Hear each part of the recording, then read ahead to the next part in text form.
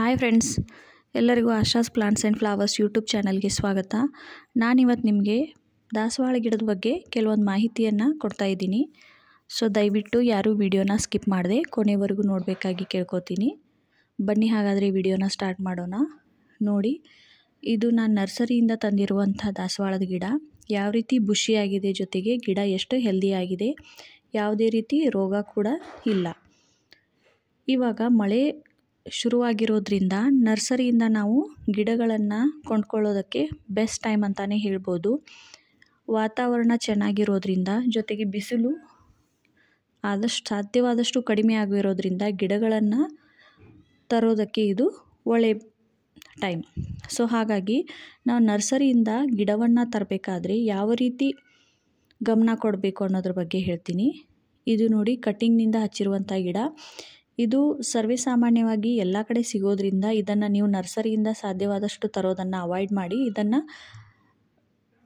ನಮ್ಮ ಅಕ್ಕಪಕ್ಕದಲ್ಲಿ ಸಿಕ್ಕರೆ ಇದನ್ನು ಕಟ್ಟಿಂಗ್ನಿಂದ ಹಚ್ಕೊಳ್ಳಿ. ಇಲ್ಲ ಅನ್ನೋರು ನರ್ಸರಿಯಿಂದ ತರ್ಬೋದು. ನನ್ನ ಪ್ರಕಾರ ಇದು ನರ್ಸರಿಯಲ್ಲಿ ವಿಶೇಷವಾಗಿ ಸಿಗಲ್ಲ. ಯಾಕಂತಂದರೆ ಇದು ಸರ್ವೇಸಾಮಾನ್ಯ ಎಲ್ಲರಿಗೂ ಅಕ್ಕಪಕ್ಕದಲ್ಲಿ ಅಥವಾ ನಾವು ರೋಡ್ ಸೈಡಲ್ಲಿ ನಮಗಿದು ಗಿಡ ಸಿಕ್ಕೇ ಸಿಗುತ್ತೆ. ನಾವು ನರ್ಸರಿಯಿಂದ ತರಬೇಕು ಅಂತಂದರೆ ಸಾಧ್ಯವಾದಷ್ಟು ಗ್ರಾಫ್ಟೆಡ್ ಗಿಡಗಳು ಇರುತ್ತಲ್ಲ, ದೊಡ್ಡ ಸೈಜಲ್ಲಿ ಫ್ಲವರ್ಸ್ ಬರುತ್ತೆ. ಕಟ್ಟಿಂಗ್ನಿಂದ ಅಂದರೆ ನಮಗೆ ಎಲ್ಲೂ ಸಿಗದೇ ಇರುವಂಥ ಕಟ್ಟಿಂಗ್ಸ್ ಸಿಗದೇ ಇರುವಂಥ ಗಿಡಗಳನ್ನು ಮಾತ್ರ ಸಾಧ್ಯವಾದಷ್ಟು ಕೊಂಡ್ಕೊಳ್ಳಿ. ಇಲ್ಲಿ ನೋಡಿ, ಇದು ಕೂಡ ನರ್ಸರಿಯಿಂದ ತಂದಿರುವಂಥದ್ದು. ಎಷ್ಟು ಬ್ರಾಂಚಸ್ ಬಂದಿದೆ, ಇದರಲ್ಲಿ ಮೊಗ್ಗುಗಳು ಕೂಡ ಇದೆ. ಗಿಡ ಕೂಡ ತುಂಬ ಚೆನ್ನಾಗಿ ಹೆಲ್ದಿಯಾಗಿದೆ. ಯಾವುದೇ ಡಿಸೀಸ್ ಕೂಡ ಇದರಲ್ಲಿ ಇಲ್ಲ. ಇದೇ ನಾವು ಮುಖ್ಯವಾಗಿ ಗಮನದಲ್ಲಿಟ್ಕೊಳ್ಬೇಕಾಗಿರುವಂಥ ವಿಷಯ. ನಾವು ಗಿಡವನ್ನು ತಗೊಳ್ಬೇಕಾದ್ರೆ ಗಿಡದಲ್ಲಿ 5ರಿಂದ 6 ಬ್ರಾಂಚಸ್ ಇರಲೇಬೇಕು. ಇಲ್ಲ ಅಂತಂದರೆ ನಾವು ಮನೆಗೆ ತಂದು ರಿಪೋರ್ಟ್ ಮಾಡಿದಾಗ ಕೆಲವೊಂದು ಬ್ರಾಂಚಸ್ ಒಣಗೋ ಚಾನ್ಸಸ್ ಇರುತ್ತೆ, ಕೆಲವೊಂದು ಬ್ರಾಂಚಸ್ಸಲ್ಲಿ ಮೊಗ್ಗುಗಳಿರಲ್ಲ. ನಮಗೆ ಅದು ಯಾವ ಹೂವು ಅಂತಲೇ ಗೊತ್ತಾಗಲ್ಲ. ಜಸ್ಟ್ ನಾವು ಗಿಡವನ್ನು ನೋಡ್ತೀವಿ, ತೊಗೊಂಡು ಬಂದುಬಿಡ್ತೀವಿ. ಈ ರೀತಿ ಮಾಡೋದ್ರಿಂದ ಅದು ನಮಗೆ ಯಾವುದೇ ರೀತಿ ಉಪಯೋಗಕ್ಕೆ ಬರೋದಿಲ್ಲ. ಸೊ ಹಾಗಾಗಿ ನಾವು ಗಿಡದಲ್ಲಿ ಮೊಗ್ಗುಗಳ ಜೊತೆಗೆ ಒಂದೆರಡು ಹೂ ಅರಳಿದ್ರೆ ನಮಗೆ ಅದು ಯಾವ ಗಿಡ, ಯಾವ ಬಣ್ಣದ ಹೂವು ಅನ್ನೋದು ಐಡೆಂಟಿಫೈ ಮಾಡೋದಕ್ಕೆ ಹೆಲ್ಪ್ ಆಗುತ್ತೆ. ಸೊ ಹಾಗಾಗಿ ದಯವಿಟ್ಟು ಜಾಸ್ತಿ ಹೂವು ಅರಳಿರುವಂಥ ಗಿಡವನ್ನು ಪರ್ಚೇಸ್ ಮಾಡಬೇಡಿ. ಸಾಧ್ಯವಾದಷ್ಟು ಮೊಗ್ಗುಗಳಿದ್ದರೆ ಉತ್ತಮ.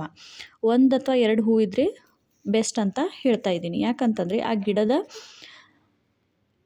ಗಿಡದ ಬಗ್ಗೆ ನಮಗೆ ಒಳ್ಳೆಯ ಮಾಹಿತಿ ಸಿಗುತ್ತೆ.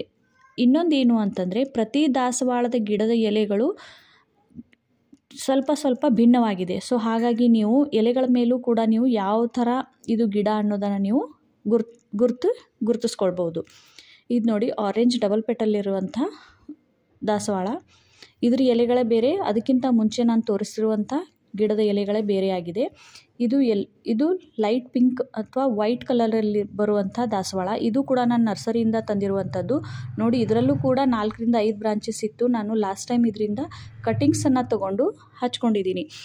ಇದ್ರ ಒಂದು ಉಪಯೋಗ ಏನು ಅಂತಂದರೆ, ನಾವು ಜಾಸ್ತಿ ಬ್ರಾಂಚಸ್ ಇರುವಂಥ ಗಿಡವನ್ನು ತಂದರೆ ನಾವು ಪ್ರೂನ್ ಮಾಡಬೇಕಾದ್ರೆ ಅಥವಾ ರೀಪಾಟ್ ಮಾಡಬೇಕಾದ್ರೆ ಕೆಲವೊಂದು ನಾವು ಬ್ರಾಂಚಸನ್ನು ಕಟ್ ಮಾಡ್ಕೊಂಡ್ಬಿಟ್ಟು ಅದನ್ನು ಗ್ರೋ ಬ್ಯಾಗ್ನಲ್ಲಿ ಅಥವಾ ಬೇರೆ ಯಾವುದಾದ್ರೂ ಪಾಟ್ನಲ್ಲಿ ನಾವು ಹಚ್ಚಿ ಯಾರಿಗಾದರೂ ಗಿಫ್ಟಾಗಿ ಕೊಡ್ಬೋದು, ಅಥವಾ ನಾವು ಅದನ್ನು ಗಿಡವನ್ನು ಮಲ್ಟಿಪ್ಲೈ ಕೂಡ ಮಾಡ್ಕೊಳ್ಬೋದು. ಇನ್ನೊಂದೇನು ಅಂತಂದರೆ, ಎಲೆಗಳನ್ನು ಚೆನ್ನಾಗಿ ಎಲೆಗಳ ಬ್ಯಾಕ್ ಸೈಡನ್ನು ನೋಡ್ಕೊಂಡ್ಬಿಟ್ಟು ಚೆನ್ನಾಗಿ ಚೆಕ್ ಮಾಡಿ ಗಿಡವನ್ನು ಪರ್ಚೇಸ್ ಮಾಡಿ. ಯಾಕಂತಂದರೆ ನರ್ಸರಿಗಳಲ್ಲಿ ಒಟ್ಟಾರೆಯಾಗಿ ಗಿಡಗಳನ್ನು ಇಟ್ಟಿರೋದ್ರಿಂದ ಒಂದು ಗಿಡದಿಂದ ಇನ್ನೊಂದು ಗಿಡಕ್ಕೆ ಡಿಸೀಸ್ ಸರ್ವೇಸಾಮಾನ್ಯವಾಗಿ ಬಂದಿರುತ್ತೆ. ಸೊ ಹಾಗಾಗಿ ಗಿಡವನ್ನು ಚೆನ್ನಾಗಿ ಚೆಕ್ ಮಾಡಿ ಅದನ್ನು ಪರ್ಚೇಸ್ ಮಾಡ್ಕೊಳ್ಳಿ.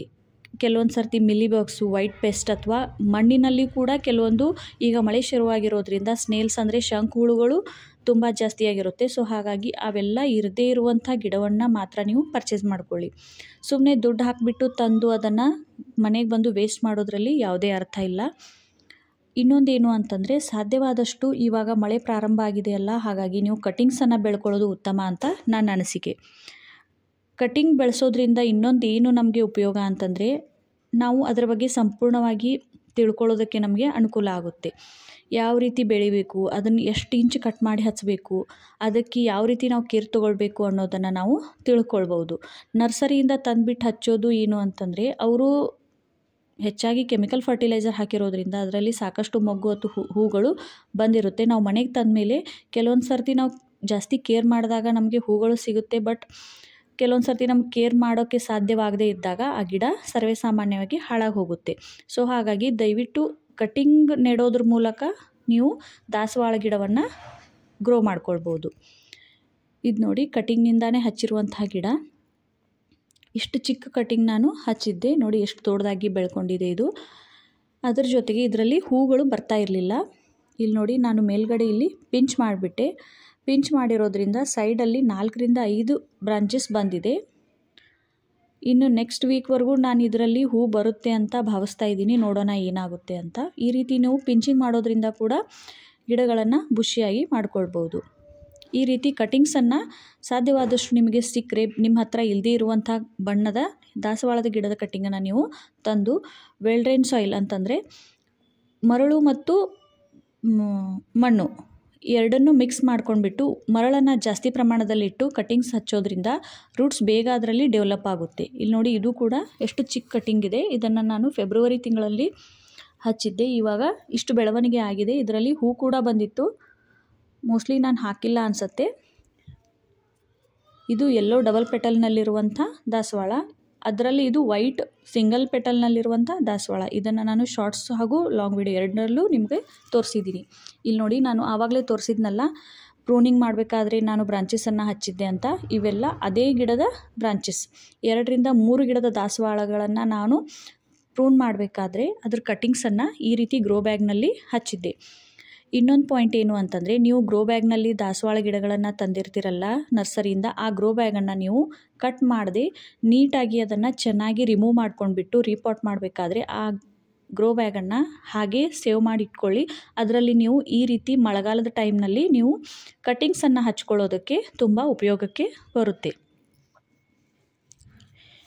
ಇನ್ನೊಂದೇನು ಅಂತಂದರೆ, ನೀವು ನರ್ಸರಿಯಿಂದ ದಾಸವಾಳದ ಗಿಡವನ್ನು ತರಬೇಕಾದ್ರೆ ನಿಮ್ಮ ಗಾರ್ಡನ್ನಲ್ಲಿರುವಂಥ ದಾಸವಾಳದ ಗಿಡಗಳ ಫೋಟೋಗಳನ್ನು ಕಲೆಕ್ಟ್ ಮಾಡ್ಕೊಂಡ್ಬಿಟ್ಟು ನರ್ಸರಿಗೆ ಹೋಗೋದು ಒಳ್ಳೆಯದು. ಯಾಕಂದರೆ ಕೆಲವೊಂದು ಸರ್ತಿ ನಮ್ಮಲ್ಲಿ ಇರುವಂಥ ದಾಸವಾಳ ಯಾವುದು, ನಾವು ಯಾವ್ದು ತೊಗೋಬೇಕು ಅನ್ನೋದು ನಮಗೆ ಅಷ್ಟು ಗಮನದಲ್ಲಿ ಬರಲ್ಲ. ನಮಗೆ ಇಷ್ಟ ಆಯಿತು ಅಂತ ನಾವು ಡಬಲ್ ಕಲರ್ ಆಗೋ ರೀತಿ ನಾವು ಏನು ಮಾಡಿಬಿಡ್ತೀವಿ, ಗಿಡಗಳನ್ನು ತೊಗೊಂಡು ಬಂದುಬಿಡ್ತೀವಿ. ಆಮೇಲೆ ಮನೆಗೆ ಬಂದುಬಿಟ್ಟು ನೋಡಿದಾಗ ಅಯ್ಯೋ ಇದು ನಮ್ಮ ಹತ್ರ ಇತ್ತಲ್ಲ ಅನ್ನೋವಂಥ ಫೀಲ್ ಕೂಡ ಬರುತ್ತೆ. ಸೊ ಹಾಗಾಗಿ ನೀವು ನರ್ಸರಿಗೆ ಯಾವುದೇ ಗಿಡಗಳನ್ನು ತರೋದಕ್ಕೆ ಹೋಗಬೇಕಾದ್ರೆ ನಿಮ್ಮಲ್ಲಿ ಇರುವಂಥ ದಾಸವಾಳ ಆಗಲಿ ಯಾವುದೇ ಗಿಡಗಳನ್ನು ನೀವು ಪರ್ಚೇಸ್ ಮಾಡೋದಕ್ಕೆ ಹೋಗಬೇಕಾದ್ರೆ ಫೋಟೋಗಳನ್ನು ಸೇವ್ ಮಾಡಿಕೊಂಡು ಹೋಗೋದು ಒಳ್ಳೆಯದು ಅಂತ ನನ್ನ ಭಾವನೆ. ನೋಡಿ ಎಷ್ಟು ಹೆಲ್ದಿಯಾಗಿದೆ ಅಂತ. ಈ ರೀತಿ ನೀವು ಕೂಡ ಗಿಡಗಳನ್ನು ಪರ್ಚೇಸ್ ಮಾಡಬೇಕಾದ್ರೆ ಈ ಕೆಲವೊಂದು ಟಿಪ್ಸನ್ನು ಗಮನದಲ್ಲಿ ಇಟ್ಕೊಂಡ್ರೆ ಒಳ್ಳೆಯದು.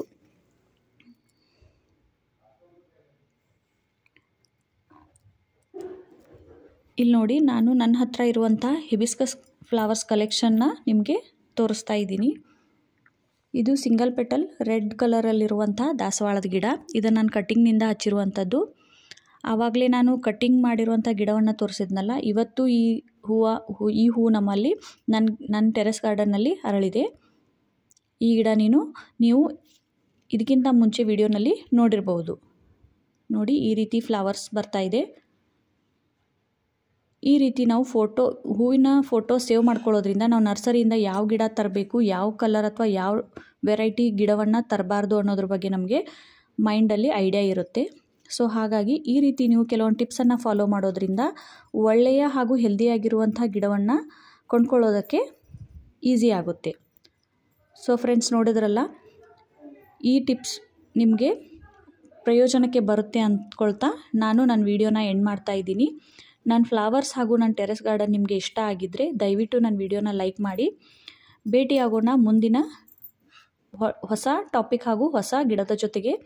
ಅಲ್ಲಿವರೆಗೂ ಬಾಯ್, ಹ್ಯಾಪಿ ಗಾರ್ಡನಿಂಗ್.